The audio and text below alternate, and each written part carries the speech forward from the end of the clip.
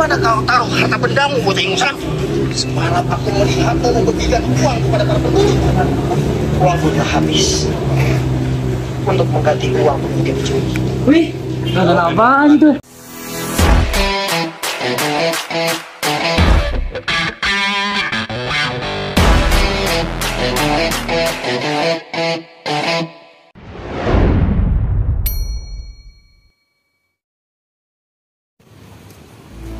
Kamu kenapa? Nih aku lagi bingung tentang tugas sejarah yang di Petak Sunda. Kok mending kamu nonton video aja buat referensi. Udah, kalau nggak boleh. Udah tuh ya, aku pengen lihat ya. Udah referensi. Ya tuh, biar aku dapat pahala juga. Apa ya?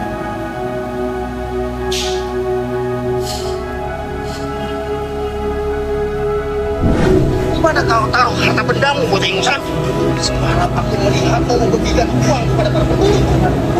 Uangku telah habis untuk mengganti uang yang dicuri. Wih, nonton apaan itu? Kamu nanya? Udah ya.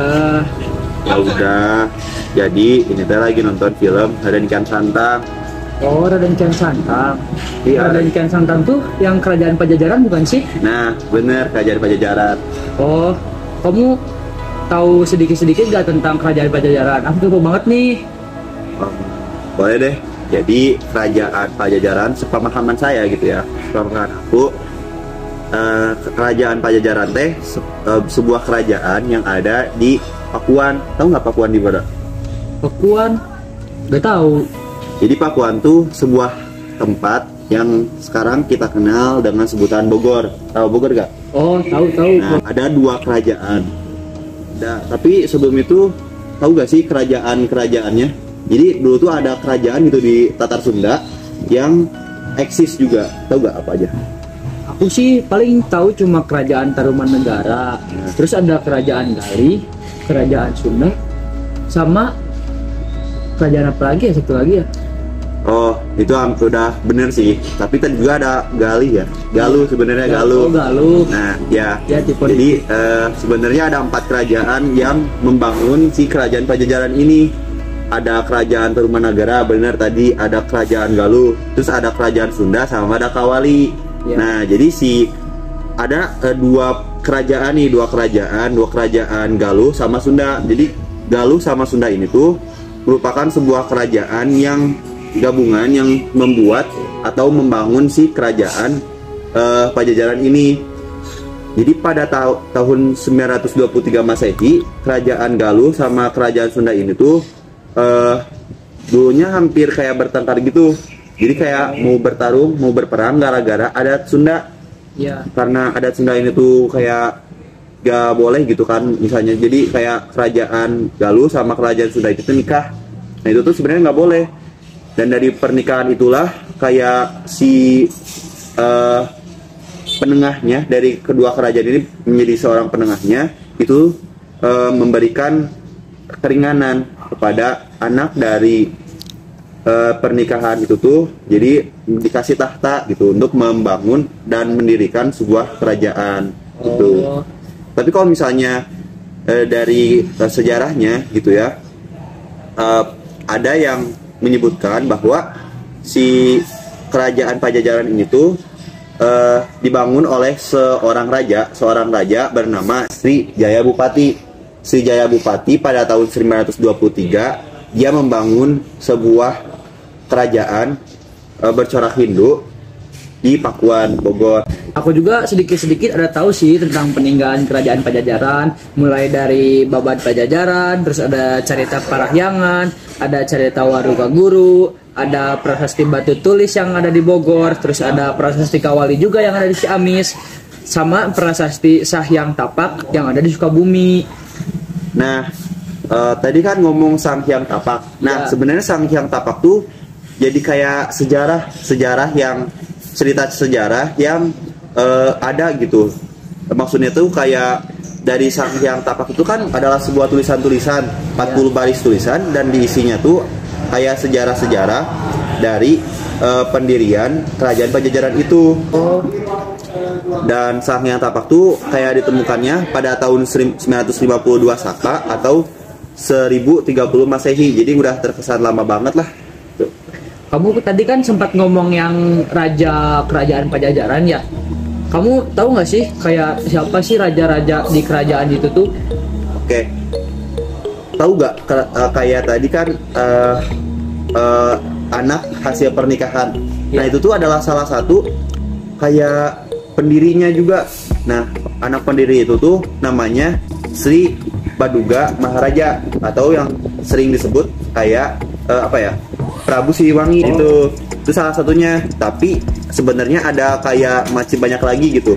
Contohnya itu ada Surawisesa, periodenya pada tahun 1521 sampai 1535 Masehi, bertahtanya di Pakuan. Lanjut ya. Selain kayak raja-rajanya tuh sebenarnya banyakkan ratu.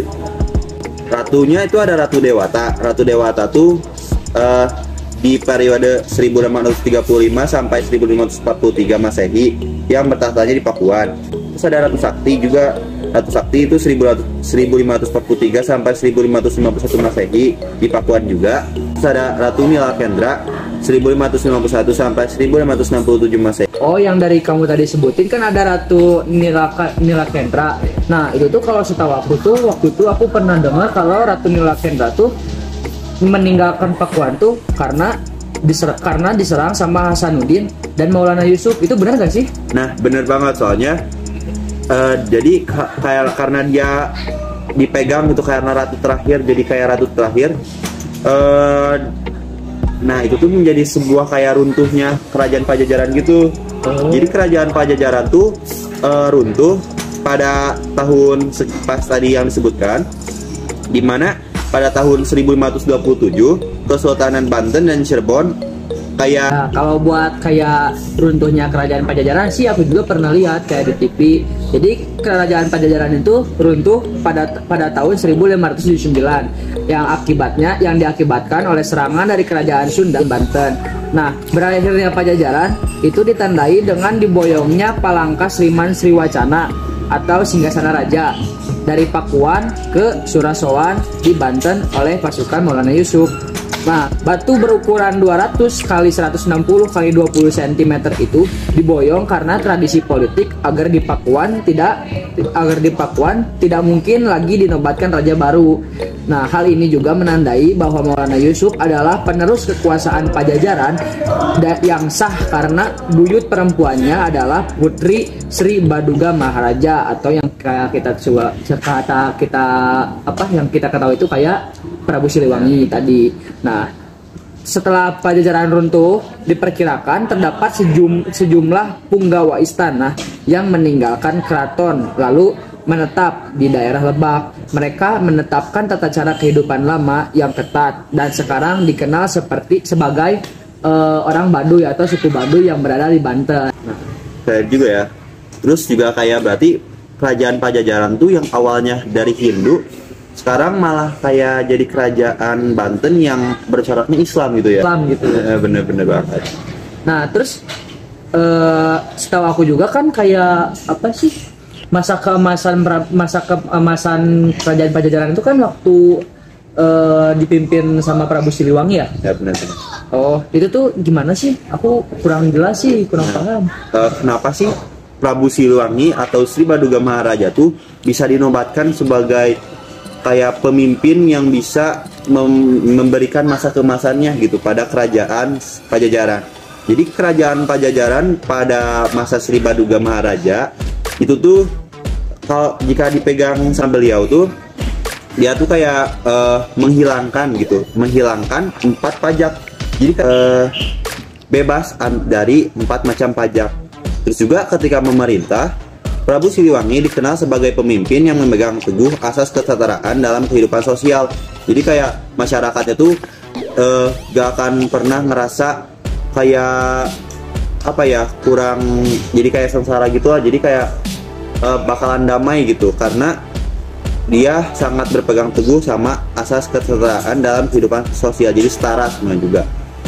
Terus juga menurut sumber Portugis, kerajaan Pajajaran diperkirakan memiliki 100.000 prajurit dan 40 ekor pasukan gajah. Selain itu, yang bisa kita sebutkan ada mencurahkan perhatian pada pembinaan agama, pembuatan padis pertahanan, memperkuat angkatan perang, membuat jalan, dan menyusun formasi tempur di darat. Tetapi angkatan lautnya kayak terbilang lemah. Jadi kayak pasti setiap kelebihan ada kekurangan gitu ya.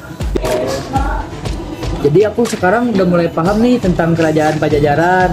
Makasih ya udah nambah-nambah ilmu juga. Aku juga sih sebenarnya masih pengen cari-cari tentang kerajaan Pajajaran. Karena itu juga kan salah satu sejarah yang ada di Tatar Sunda juga kan. Nah, makasih ya sekali lagi. Ya.